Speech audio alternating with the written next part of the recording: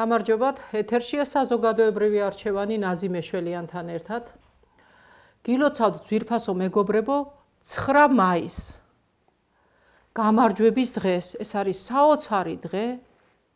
ამასთან დაკავშირებით დღეს სტუმარი ყავს ჩვენ მოყვანი, რომელიც ისაუბრებს და მიმოხილვას გააკეთებს 9 მაისთან დაკავშირებით, მეორე მსოფლიო ომთან დაკავშირებით, რატო დაიწყო, რისთვის დაიწყო, შეგვეძლო თუ არა ამ ომის აცილება და ქართველების როლზე ვისაუბრებთ ალბათ ბატონო დავით, ხო? ეხლა მოგახსენეთ ბატონო ჩვენი სტუმარს, ეს არის ისტორიის პუბლიცისტი, სოციალური და სამოქალაქო აქტივისტი გახლავთ, ბატონი დავით არაბიძე. მოგესალმებით ბატონო დავით. მოგესალმებით ქალბატონო ნაზი, მივესალმებით ჩვენს ტელემაყურებელს და მოდი შევუდგეთ ჩვენ საუბარს 9 მაისის მნიშვნელობის შესახებ. ხო, 9 მაისი ეს არის მართლაც მნიშვნელოვანი დღე და აი რატომ არის მნიშვნელოვანი, ხო? მინდა რომ ჩვენმა მაყურებელმა კიდევ ერთხელ გაიხსენოს და რაც მთავარია ახალგაზრდებმა იცოდნენ, რას ნიშნავს 9 მაისი, რა დღე არის ეს და რატომ ვზეიმობთ ჩვენ ამ დღეს. მადლობთ.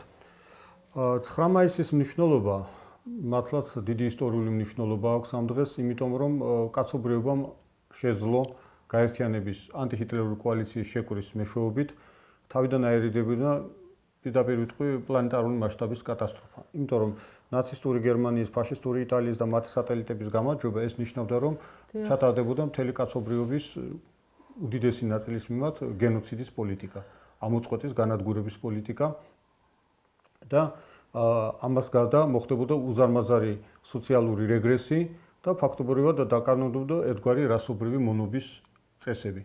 ამიტომ ეს დღე უზარმაზარი მნიშვნელობის არის კაცობრიობის ისტორიაში, ქართველი ხალხის ისტორიაში და ზოგადად ამ დღის მიმართ ჩვენ დამოკიდებულება უნდა იყოს მხოლოდ და მხოლოდ ღრმა პატივისცემა, იმ ადამიანების გმირობის დაფასება, იმ ადამიანების შრომის დაფასება, ვინც თავიანთი ჯანმრთელობა, თავიანთი სიცოცხლე გაიღეს იმისათვის, რომ 1945 წლის 9 მაისს კაცობრიობას ნაციზმსა და ფაშიზმზე გამარჯვება ეზეიმა.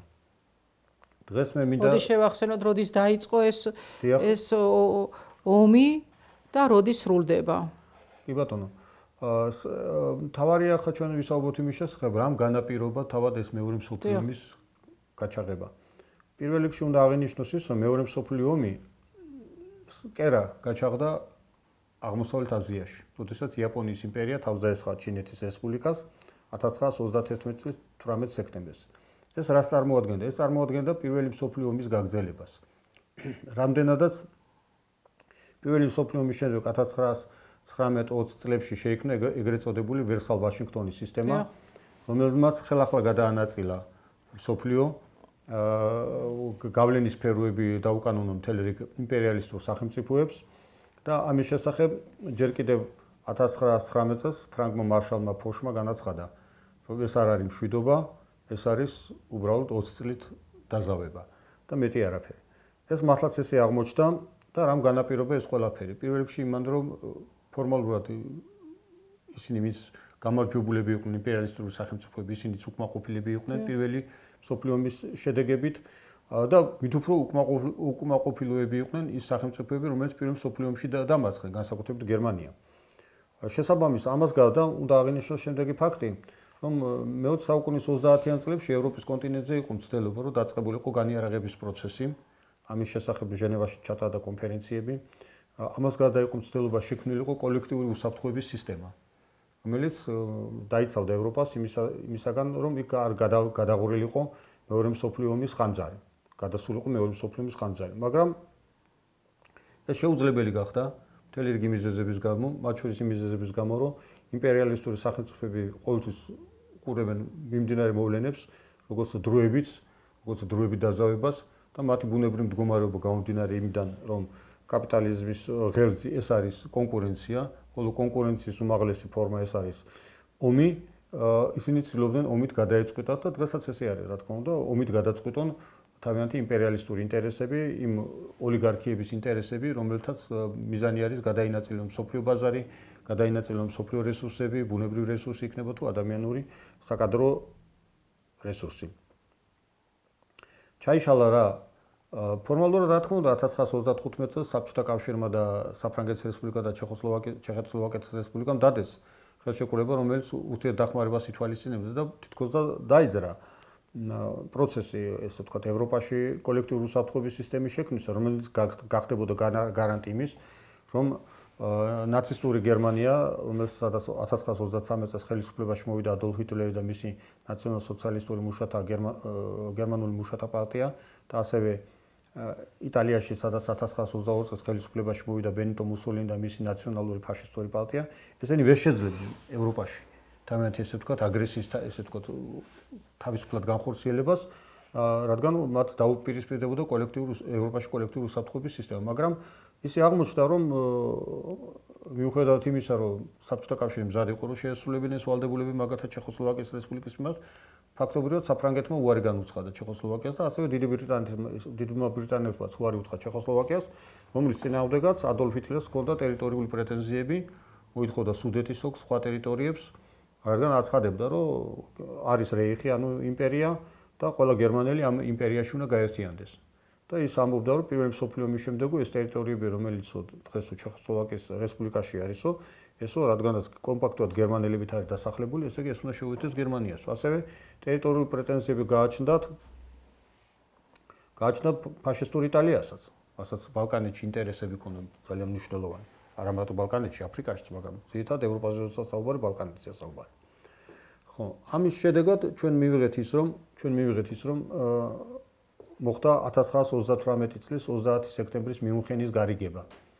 ხო, ახლა მაინტერესებს მიუნხენის შეთანხმება, რომ იყო რა შედეგი მოიტანა მან და რატომ არ მოხდა მშვიდობა, რატო არ მოიდა ეს ხომ საერთოდ შეთანხმება ხო ნიშნავდა იმას, რომ მშვიდობა ყოფილიყო და არ განხორციელებულიყო ის, რაც განახორციელა მეორე მსოფლიო ომის დროს, აი თვითონ ეს რაც მოგახსენებთ, რომ საქმე იმაშია, რომ ადოლფ ჰიტლერი კომპრომისის პოზიცია ეკავა. მისი ამოცანა იყო, ის აცხადებდა ასეც, რომ აი დამიბრუნეთ სუდეტები, დამიბრუნეთ ჩეხოსლოვაკიის რესპუბლიკაში, სადაც გერმანელები კომპაქტურად ცხოვრობენ ის რაიონები და მე ვითომ მშვიდობას ეს რაღაცა მიზეზი ხო არ იყო? ეს ფორმალური მიზეზი იყო, იმიტომ რომ მთლიანობაში გერმანია როგორც იმპერიალისტური სახელმწიფო და მისი ფინანსური ოლიგარქია დაინტერესებული იყო არა მარტო ჩეხოსლოვაკიით, არამედ მთლიან ევროპის ტერიტორიის გადანაწილებით. იმიტომ რომ მას მარტო ჩეხოსლოვაკიის სუდეთის ოლქი და სხვა ტერიტორიები კი არა ეს უფრო მეტი აინტერესებდა.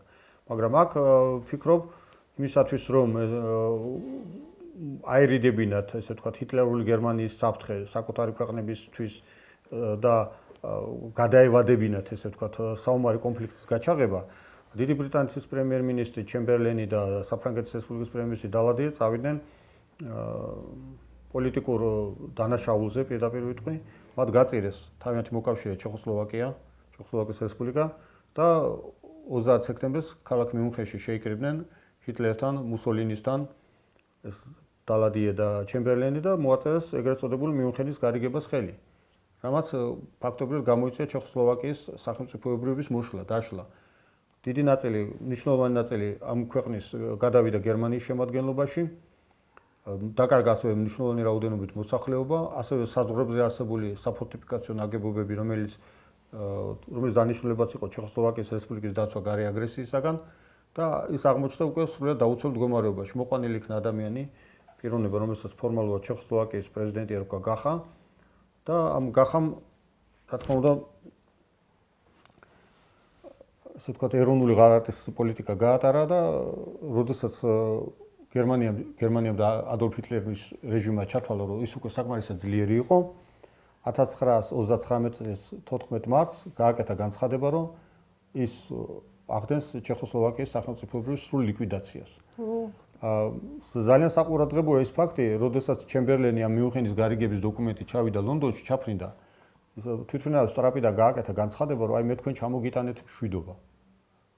აღმოჩნდა მშვიდობა კი ჩაუტანა ომი ინგლისელ ხალხს. ამის შემდეგ როდესაც ესე იგი 14 მარტს ეს ადოლფ ჰიტლერმა ეს განცხადება გააკეთა, რომ ის საერთოდ აუქმებს ჩეხოსლოვაკიის სახელმწიფოებას, მოხდა ჩეხოსლოვაკიის დაშლა, სლოვაკეთი გამოეყო, ცალკე 15 მარტს გააკეთა სლოვაკეთმა განცხადება, რომ ის ცალკე დამოუკიდებელი სახელმწიფოა და ჩეხოსლოვაკიის ტერიტორიის მთლიანი ტერიტორია, ჩეხეთის ტერიტორია აღმოჩნდა გერმანიის პროტექტორატის ქვეშ, ხო და ეს ჩეხმა ხალხმა დაკარგა სახელმწიფოებრიობა. თვლიან დაკარგა სახელმწიფოებრიობა. ამით რა თქმა უნდა ისარგებლა ასევე ფაშისტურმა იტალიამ და 1939 წლის 7 აპრილს ბენიტო მუსოლინის ჯარები შეიჭრნენ ალბანეთში და რამდენიმე დღიანი ბრძოლების შედეგად 2 დღეში ალბანეთის მეფე ახმედ ზოღუ გაიქცა ქვეყნიდან, 7-ში შეიჭრა იტალიის ჯარები და 9-ში უკვე საბერძნეთის სამეფოში იყო გაქცეული. ხო და 1939 წლის 16 აპრილს იტალიელი ფაშისტების ზეგავლენით შეიკრიბა ის რაც ალბანეთის პარლამენტისგან იყო დარჩენილი და მათ მიიღეს გადაწყვეტილება რომ ალბანეთი ხდება იტალიის სამეფოს მიერ ალბანეთის ანექსია. ანუ ჩვენ დავინახეთ ის რომ მიუხედავად იმისა რომ თითქოს და ეს გარიგება უნდა ყოფილიყო მიუნხენის გარიგება უნდა ყოფილიყო მშვიდობიანი ხო მშვიდობის გარანტი ევროპაში პირიქით ეს ზუსტად ეს გარიგება გახდა ევროპაში ომის გაჩაღების საფუძველი. აბსოლუტურად სწორად მიმაჩნია მე როგორც ისტორიის მასწავლებელს განცხადება იმის რომ თითქოს ევროპის კონტინენტზე მეორე მსოფლიო ომი ცეცხლი გადმოვიდა 39 წლის 1 სექტემბერს. არა, ეს 1939 წლის 14 მარტის აქცია მართალია ჩეხოსლოვაკიის რაც იყო დარჩენილი, მათ წინააღმდეგობა არ გაწია.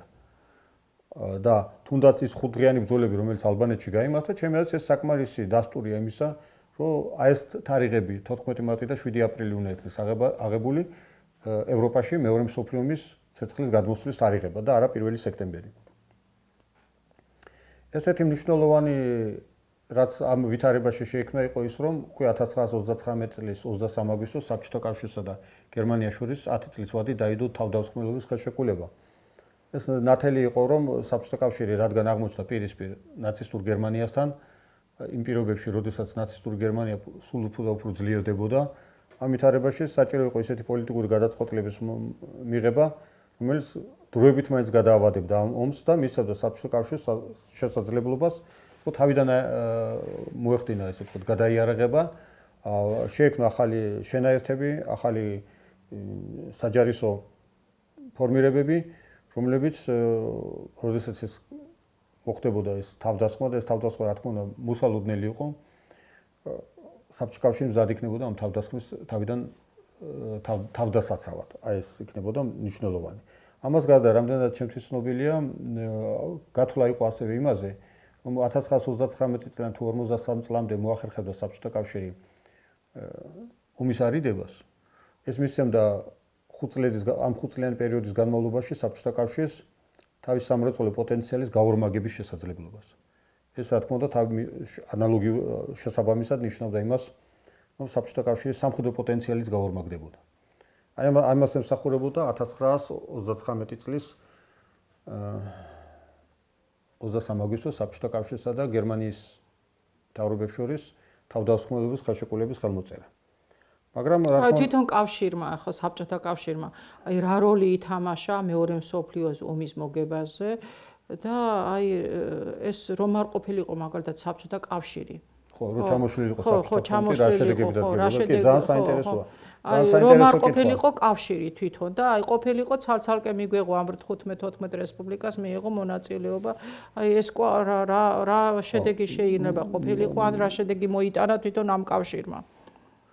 თავისთავად რა თქმა უნდა ესეთი გაერთიანებული დიდი სახელმწიფო რომელიც იმ პერიოდში უკვე 16 რესპუბლიკას მოიცავდა, 16 რესპუბლიკას მოიცავდა, გულისხმობა იმ 15 რესპუბლიკას რომელიც შემდეგი იყო და ასევე კარელია ფინეთის საბჭოთა სოციალისტური რესპუბლიკაც იყო. ხო, რა თქმა უნდა გაერთიანება და ძალისხმევა, როცა ამდენი მილიონობით ადამიანი, თითქმის 200 მილიონზე მეტი ადამიანი ეს სახელმწიფოში არის გაერთიანებული, რა თქმა უნდა ზრდის ამ სახელმწიფოს შესაძლებლობებს. ამას ყველაზე მნიშვნელოვანი არის აგრეთვე ისა, რომ საბჭოთა კავშირმა მოიგო ტერიტორიებიც. იმიტომ რომ 1939 წლის 1 სექტემბერს, როცა ადოლფ ჰიტლერი შეიჭრა პოლონეთში და ძალიან სწრაფად თითქმის 2 კვირაში დაამარცხა თავარი ძალები პოლონეთის რაც იყო, ხოლო 17 სექტემბერს გამთენიისას პოლონეთის მთავრობა მიატოვა საერთოდ ხელისუფლება მიატოვა ქვეყანა და გადავიდა რუმინეთის სამეფოში. ასეთ ვითარებაში საბჭოთა კავშირმა ჩათვალა აუცილებლად რომ ის უნდა ვალდებული იყო რომ დაეცვა დასავლეთ ბელარუსის და დასავლეთ უკრაინის მოსახლეობა ჰიტლერული ოკუპაციისაგან და ჯარები შეიყვანა. და შეუერთდა ის შესაბამისად ბელარუსის საბჭოთა სოციალისტურ რესპუბლიკას და უკრაინის საბჭოთა სოციალისტურ რესპუბლიკას. მან მოიგო არა მარტო დრო ამ ვითარებაში, არამედ მოიგო ტერიტორიებიც. იმიტომ რომ როდესაც ტერიტორიები ესე ვთქვათ გადაიწია, საზღვრები გადაიწია უფრო დასავლეთით. ამან შედეგად გაუურთულა გერმანიის შეაღებულ ძალებს ვერმახტს რომ უფრო სწრაფად არ ემოქმედათ. პრინციპული სხვაობა, როდესაც ჩვენ საუბრობთ ამ ომის შესახებ, არის შემდეგი. თუ მაგალითად დასავლეთში დავუშვათ მეტნაკლებად, ასე თუ ისე გერმანია ცდილობდა რომ რაღაც ომის კანონები დაეცვა, აღმოსავლეთში საბჭოთა კავშირის ტერიტორიაზე როდესაც შემოიჭრა და შემოიჭრა მარტო ჰიტლერული გერმანია, არამედ შემოიჭრა იტალიის ბენიტო მუსოლინის ჯარები, შემოიჭრა მათი მოკავშირეები ფინეთი, უნგრეთი, რუმინეთი, სლოვაკეთი და სხვა მათი მოკავშირეები ხორვატიის ჯარებიც იყვნენ, ასევე იყვნენ ნიდერლანდები და ბელგიიდან, საფრანგეთიდან ადგილობრივი ფაშისტები, ნორვეგიიდან ფაშისტების მიერ მოხალისეთა რაზმები. ეს ომი ატარებდა გენოციდალურ ხასიათს. ანუ აქ საუბარი იყო არა მარტო ტერიტორიების დაპყრობაზე ქალბატონმას, არამედ საუბარი იყო იმაზე, რომ ხდებოდა მოსახლეობის მასობრივი მოსპება და ან განდევნა ამ ტერიტორიებიდან. ამიტომ რომ გერმანია ამ ტერიტორიებს აღმოსავლეთ თავის სასიცოცხლოს ცეთვლიდა და მიაჩნდა ის კოლონიზებული უნდა ყოფილიყო გერმანული რასის მიერ. შესაბამისად, იქ მოსახლეობა ვინც დარჩებოდა, ვინც იყო სლავური იქნებოდა თუ ნებისმიერი სხვა, ის განიხილებოდა როგორც იაფი უშაძალა, როგორც მონა. მეტი დანიშნულება იმ ადამიანებს არ ჰქონდათ მათთვის. და ამას გარდა ისინი მიზანმიმართულად და ორგანიზებულად ახდენენ მთელი ჯანდაცვის სისტემის განადგურებას და მიზანმიმართულად ქმნიდნენ შიმშილობას. რაც რა თქმა უნდა მიმართული იყო იმის, რომ მოსახლეობა ხელოვნურად და სწრაფად შემცირებულიყო.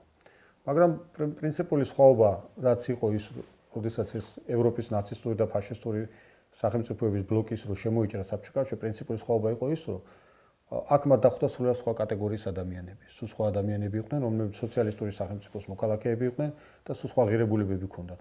და მათთან ბრძოლა, მათ პირველივე თვეში მათ მიიღეს ისეთივე დანაკარგი, რომელიც გერმანია მიიღო ისეთივე დანაკარგი მაგალითად ერთ თვეში. რაც დანაკარგებიც მან განიცადა 1939-40 წლებში მთელს ევროპაში საომარი მოქმედებების დროს.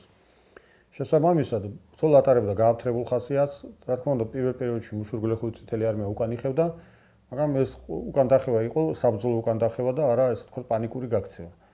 და მოწინააღმდეგე ყოველი ნაბიჯი, რასაც გერმანელი ნაცისტები ან იტალიელი ფაშისტები ან მათი მოკავშირეები წინ დგავდნენ, უზარმაზარი მსხვერპლის ფასად უჯდებოდა. აქ წარმოიშვება შემდეგი საკითხი, მნიშვნელოვანია განაცხადოთ, რომ პირველივე დღეს დიდი ბრიტანეთის პრემიერ-მინისტრმა ჩერჩილმა გააკეთა განცხადება, რომ ის მხარს დაუჭერს საბჭოთა კავშირის ნაცისტურ გერმანიასთან ბრძოლაში და 24 ივნისს ასევე ანალოგიური განცხადება გააკეთა ამერიკის შეერთებული შტატების პრეზიდენტმა რუზველტმა. ის მანაც განაცხადა, იმიტომ ყველა კარგად აცნობიერებდა დასავლურ დემოკრატიაში, რომ თუ ჩამოიშლებოდა საბჭოთა ფრონტი და წინააღმდეგობა ადაღა დახვდებოდა, გერმანიის ხელში აღმოჩნდებოდა არა მარტო ადამიანური საკადრო რესურსები, არამედ აღმოჩნდებოდა ისეთი მნიშვნელოვანი რესურსი იმ პერიოდის ომისათვის, როგორც არის ნავთი და ნავთობი.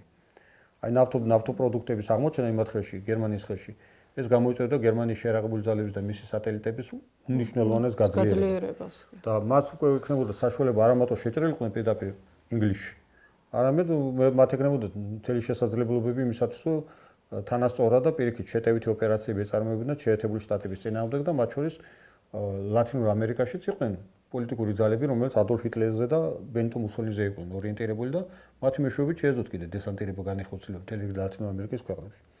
აი ესეთ პირობებში ძალიან მნიშვნელოვანი იყო მეორე ფრონტის გახსნა, მაგრამ სამწუხაროდ ისე აღმოჩნდა, რომ დაპირების მიუხედავად მეორე ფრონტი დასავლეთ ევროპაში არ გაიხსნა 1942 წელს და არ გაიხსნა 1953 წელს.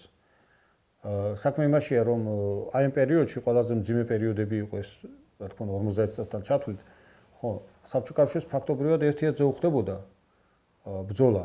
თუ აჩათვლით, რა თქმა უნდა, ჩრდილოეთ აფრიკაში მიმდინარე საომარ მოქმედებებს და შემდეგ დესანტირებას 53 წლის ივლისში კუნძულ სიცილიაზე და იტალიის სამხრეთით. რომელმაც, რა თქმა უნდა, არ მიიზიდა იმ რაოდენობით ნაცისტური და ფაშისტური ძალები, რომელიც შეუმსუბუქებდა მდგომარეობას საბჭოთა კავშირს.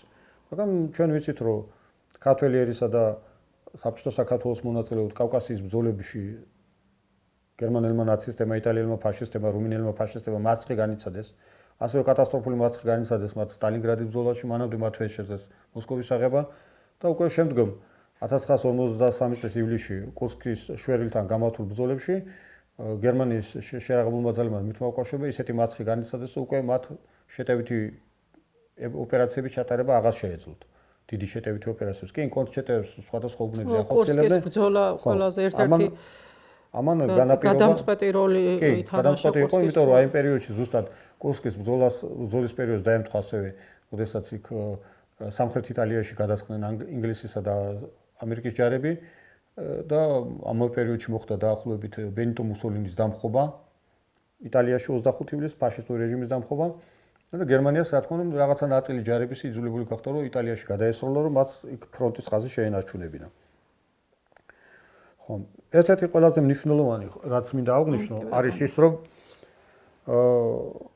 დღეს სამწუხაროდ არიან მთელი რიგი ისტორიოგრაფები დასავლეთში და აღმოსავლეთშიც და ჩრდილოეთშიც, რომლებიც რატომღაც ეჭვის ქვეშ აყენებენ მრავალეროვანი საბჭოთა ხალხის როლს და შესაბამისად ჩვენი ქართველი ერისა და საბჭოთა საქართველოს როლს მეორე მსოფლიო ომის პროცესში. თავიდან მე მინდა აღვნიშნო, რომ კონტინენტალური ევროპის ნაცისტური და ფაშისტური ბლოკის ძალების თითქმის 70% თუ მეტი არა იყო საბჭოთა ფრონტის წინააღმდეგ მიმართული. რა თქმა უნდა, რაღაცა ნაწილი ამ ძალებისა ისეთ ქვეყნებში, როგორც არის იუგოსლავია, საბერძნეთი, ალბანეთი, ნაწილობრივ პოლონეთი და საფრანგეთი და ნორვეგია, იქაც იყო პარტიზანული მოძრაობები და გარკვეული ძალები უხდებოდათ გერმანელ ნაცისტებს და იტალიელ ფაშისტებს გადაესროლათ, მაგრამ კიდევ ერთხელ 70% შეერაღებისა და საბრძოლო პოტენციალისა იყო გადასროლილი საბჭოთა კავშირის წინააღმდეგ. ეს ადასტურებს, რომ საბჭოთა კავშირის შეერაღებული ძალების მრავალეროვანი საბჭოთა ხალხის, ქართველი ერის, საბჭოთა საქართველოს ძალისხმევის გარეშე ნაცისტური გერმანიის და ფაშისტური იტალიის დამარცხება სრულიად შეუძლებელი იყო. სრულიად შეუძლებელი იყო ეს იმდანაც გაძლიერდებოდნენ ესენი. ხაზგასმით არის აღსანიშნავი აგრეთვე ის პერიოდი, როდესაც 1954 წლიდან 55 წელში 55 წლებში საბჭოთა კავშირმა დაიწყო აღმოსავლეთ ევროპის ქვეყნების განთავისუფლება. აქ ასევე აღსანიშნავია ის ფაქტი, რომ ქართველები, რომლებიც სამხედრო ტყვეობაში ხდებოდნენ, ისინი ყოველთვის აქტიურად იბრძოდნენ, წინააღმდეგობის მოძრაობაში ერთობოდნენ, პარტიზანები ხდებოდნენ. ყველა ქვეყანაში, იუგოსლავიაში, საბერძნეთში, ალბანეთში, პოლონეთში, ნორვეგიაში, ნიდერლანდებში, საფრანგეთში, ყველგან სათავეში იდგნენ ქართველები, არა მარტო რიგითი მებრძოლებები, ბევრი მათგანი მეთაური იყო. ამიტომ მინდა აღვნიშნო, რომ რამდენადაც კაპიტულაციაზე ხელი მოეწერა, სრული კაპიტულაციის შესახებ ხელმოწერა მოხდა ბერლინში 1945 წლის ადგილობრივით ეს იყო ჯერ კიდევ 8 მაისი, მაგრამ თბილისის დროით, როდესაც ის ძალაში შევიდა უკვე იყო 9 მაისი. ჩვენ სრული უფლება გვაქვს, რომ ჩვენ ეს დღე ვიზეიმოთ თბილისის დროით. მე რა თქმა უნდა დიდ პატივს მივაგებ მაგალითად დანიის წინააღმდეგობის მოძრაობას, რომელიც ნაცისტურ გერმანიას გამარჯვებას 8 მაისს აღნიშნავს, მაგრამ მოდი სიმართლე ვთქვათ, რომ როდესაც 1940 წლის 9 აპრილს გერმანიის ჯარები დანიაში შეიჭრნენ, წინააღმდეგობა გაგრძელდა სულ 6 საათი. 6 საათი. საინტერესოა, რომ შემდეგ, როდესაც 1945 წლის 5 აპრილს გერმანიის საოკუპაციო ჯარები, რომლებიც იდგნენ, მათ კაპიტულაცია გამოაცხადეს, კერძო კაპიტულაცია გამოაცხადეს იქ დანიაში შესულ ბრიტანული და ამერიკული ჯარების მიმართ, ხო? მხოლოდ ამის შემდეგ 7 მაისს დანიის მთავრობამ ომი გამოუცხადა გერმანიას. პატივცემ, რა თქმა უნდა, კიდევ ერთხელ მეორე პატივცემ დანიის წინააღმდეგობის მოძრაობას, რაც მათ გააკეთეს, მათში გასაგზავნეს საბოტაჟი და სადაზვერვო ინფორმაციის მიწოდება ანტიჰიტლერ კოალიციისთვის, მაგრამ ჩვენ უნდა აღვნიშნოთ, ჩვენი გამარჯვების დღე, ეს ჩვენი გამარჯვების დღეა 9 მაისი, იმიტომ რომ საქართველოს წინააღმდეგ იგეგმებოდა ისეთივე გენოციდალური პოლიტიკის წარმოება, როგორც მაგალითად ოკუპირებული საბერძნეთის წინააღმდეგ აწარმოებდა ნაცისტური გერმანია და ფაშისტური იტალია და ამას გარდა საბერძნეთის ოკუპაციაში მონაწილეობდა ასევე ბულგარეთის პროფაშისტური რეჟიმი 1954 წლამდე, სანამ 9 სექტემბერს იქ ანტიფაშისტური გადატრიალება არ მოხდა და დაემუღო პროფაშისტური მთავრობა. შესაბამისად, ქაბატონაზე მე მინდა გამომახვილოს შემდეგ საკითხზე ყურადღება. აი ბოლო რამდენიმე წელია გაერთიანებული ერების გენერალური ასამბლეა იღებს რეზოლუციებს, რომელიც მიმართული არის ნაციზმის ჰეროიზაციის და ზოგადად ნაცისტური და ფაშისტური პროპაგანდის წინააღმდეგ.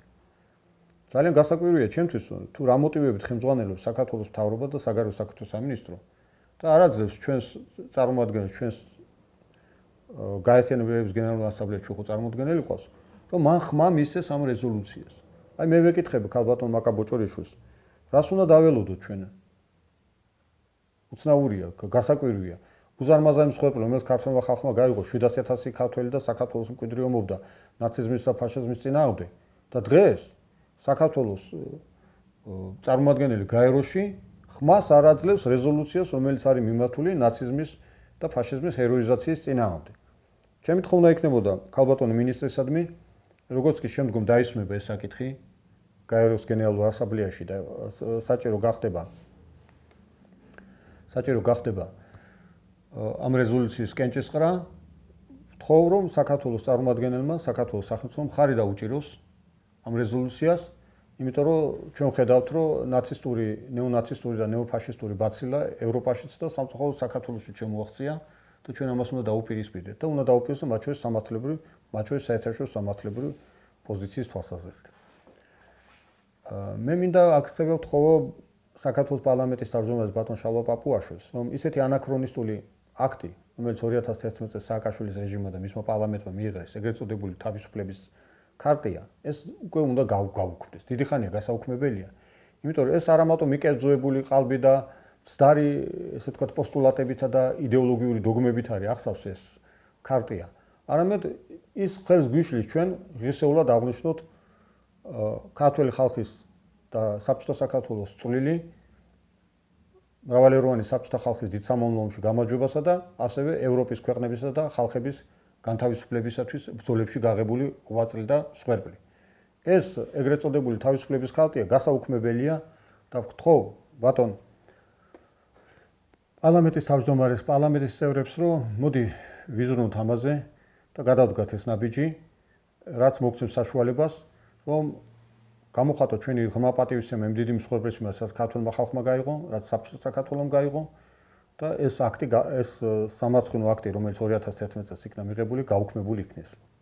აქვე კიდევ ერთხელ მინდა ქალბატონ მაკა ბოჭორიშვილს მიმართოს შემდეგი თხოვნით, რომ ტექსტილზე სადაც 1945 წლის 4 აპრილს ძალიან დიდი მადლობა რომ ამას შეეხეთ, მინდოდა ზუსტად მეკითხა თქვენთვის და 55 წლის 4 აპრილს იქ სამხედრო ტყვეებმა ქართველებმა დაიწყეს ანტინაცისტური აჯანყება. რასაც ჩვენი მხრიდან, ჩვენი ქართველების მხრიდან დიდი მსხვერპლი მოყვა. და იქ რა თქმა უნდა არსებობს მემორიალი. და მე მივესალმები ამ მემორიალის მოქმედებას და ეს მემორიალი ძალიან მნიშვნელოვანია. მაგრამ ერთი თხოვნა იქნებოდა, რომ მემორიალი იმ დაგვარად არის, ესე ვთქვათ, გამართული, ჩამოყალიბებული, რომ აი მნახველი, რომელიც იქ მივა, ის ვერ მიხვდება იმას, რომ აჯანყებაში მონაწილეობდნენ და აჯანყება წამოიწყეს საბჭოთა სოციალისტური რესპუბლიკების კავშირის მუშურ-გლეხური წითელი არმიის მებრძოლებმა და მეთაურებმა.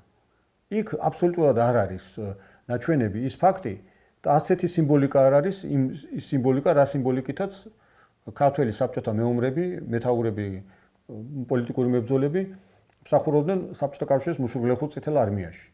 ეს ფიქრობ ძალიან დიდი ნაკლია, ძალიან დიდი შეცდომაა. და ახლა ამას თავისი განმარტება აქვს, რა თქმა უნდა. განმარტება აქვს, მაგრამ ჩვენ ისტორიული რეალობას ნუ გადავწევთ. ისიც რატოცა გეკეთდება მასე, რომ არ უნდა ის სიმბოლიკის და იმის გამოჩენა. ხო, აი ზუსტად მაგიტომ მეც იმას ფიქრობ, რომ აი ეს თავისუფლების ქარტია ზუსტად ამაში ჩვენ ხელს გვიშლის, რომ ისტორია ისე ვასწავლოთ, როგორიც არის რეალური. იმიტომ რომ აი აკადემიკოსი ივანე ჯავახიშვილი აღნიშნავდა, რომ ისტორია უნდა ასწავლოს ჭეშმარიტი, ნამდვილი და არა გაზვიადებული და ყალბი. იმიტომ ყალბი ორიენტირების მიცემა ახალგაზრდებს არასწორი მიმართულებით წარმართავს. და კიდევ თქვენის ნებართვით კიდევ ერთი პატარა თხოვნა მექნებოდა, რომ აი ვისაუბრო შემდეგ საკითხზე ძალიან მნიშვნელოვანი არის, ვინ არის გმირი. აი ამ ბრძოლაში ხო აღნიშნულ 700-ზე მეტი ქართველი მონაწილეობდა, როგორც ქართველიერიშვილი. სხვადასხვა არა მარტო საბჭოთა კავშირის შეიარაღებული ძალების რიგებში, არამედ წინააღმდეგობის მოძრაობებშიც იყვნენ და იყვნენ მაგალითად ფრანგული წინააღმდეგობის მოძრაობაში გენერალ დე გოლთან, იყვნენ ასევე ბრიტანეთის, ამერიკის შეერთებული შტატების შეიარაღებულ ძალებში. მე მინდა ვთხოვ საქართველოს პრეზიდენტს ბატონ მიხეილ ყაველაშვილს, რომ თუ შეიძლება, რომ დაწყებული იქნეს სამუშაო პროცესი, რომ იმ გმირებს, რომელსაც დღეს სრულად გაუგებარი მიზეზის გამო საქართველოს ეროვნული გმირი არ ეწოდებათ, ახლა შეიძლება გაგიკვირდეთ, მაგრამ ამერიკის სენატოს ჯონ მაკკეინს აქვს თურმე საქართველოს ეროვნული გმირის წოდება. საინტერესოა რა დამსახურებისთვის, სად იბრძოდა, ცხინვალის ფრონტზე იბრძოდა, სოხუმის ფრონტზე იბრძოდა, ტყვარჩელის მისადგომებთან თუ სად იბრძოდა, რა დამსახურებისთვის. ნუ რა თქმა უნდა ნათელია, რომ ეს მიხეილ სააკაშვილის რეჟიმმა მისცა და ეს იყო პოლიტიკური კორუფციის აქტი.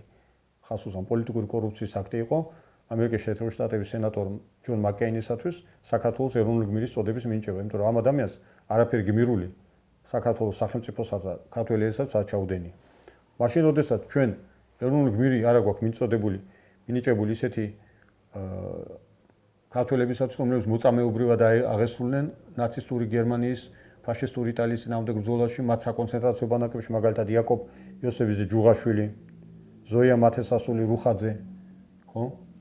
მათ რატო არ უნდა ქონდეთ? ესენი ხო გმირებია? გმირები არა. საქართველოს ეროვნული გმირის წოდება მათ არა აქვს. მათ არა აქვს ეროვნული გმირის წოდება. არანაირი.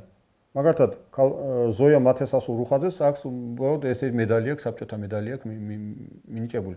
თუმცა ეს მართლა მოწამეობრივად აღესრულა ნაცისტურ გერმანიასთან ბრძოლაში. ხო, ასევე ქრისტეფორე მოსულიშვილი, რომელსაც უმაღლესი ჯილდო აქვს, იტალიის რესპუბლიკის უმაღლესი სამხედრო ჯილდო აქვს მიღებული. მაგრამ საქართველოს ეროვნული გმირის წოდება არ აქვს. ასევე ჩვენ დააღვნიშნეთ ტექსელის კუნძულზე აჯანყება რომ მოხდა, ხო? მისი მეთაური იყო და მის მოამზადესა და შალვა ლოლაძე. არც მას არ აქვს საქართველოს ეროვნული გმირის წოდება. მაგალითად, არ აქვს ეროვნული გმირის წოდება ისე დიდ გმირობას, რომელიც ჩაიდინა შოთა გამცემლიძემ. შოთა გამცემლიძემ, რომელიც მისმა გმირობამ, როდესაც ის მოწინააღმდეგის თვითმოვალი საარტილერიო დანადგარი ერთმა შეაჩერა, გადააჩინა ათეულობით თანამებრძოლი გადაუვალი, ესე ვთქვათ, დაღუპვისაგან. ასევე არ აქვს საქართველოს ეროვნული გმირობა, მაგალითად, ალბანეთის ესეთი უმაღლესი ორდენი აქვს, პარტიზანული დიდების ვარსკვლავი აქვს მიღებული, მემედ ფაზლიძე კონცელიძეს. რომელიც უნიშნულოვანესი როლი ითამაშა იმაზე, რომ ბალკანეთში ადოლფ ჰიტლერმა ვერ მოახერხა რელიგიური ომის გაჩაღება. და ამ ადამიანს მემედ ფაზლიძე კონცელიძეს საქართველოს ეროვნული გმირის წოდება არ აქვს. ასევე საქართველოს ეროვნული გმირის წოდება არ აქვს, ასევე იტალიაში მებრძოლ გიორგი ვარაზაშვილს. იყო ესეთი ავიაციის გენერალ-მაიორი გარი მერკვილაძე, რომელმაც უნიკალური საბრძოლო გმირობა გამოავლინა პროპელერიანი თვითმფრინავით, მან შეძლო ჩეხეთის საჰაერო სივრცეში გერმანელების რეაქტიული თვითმფრინავის ჩამოგდება. ასეთი რამე არავის არ გაუკეთებია, არათუ მეორე მსოფლიო ომის შემდეგ, არც იმის შემდეგ, რომ პროპელერიანი თვითმფრინავით ჩამოაგდო მოწინააღმდეგის რეაქტიული თვითმფრინავი. გენერალ-მაიორი გარი მერკვილაძე არ იმსახურებს საქართველოს ეროვნული გმირის წოდებას?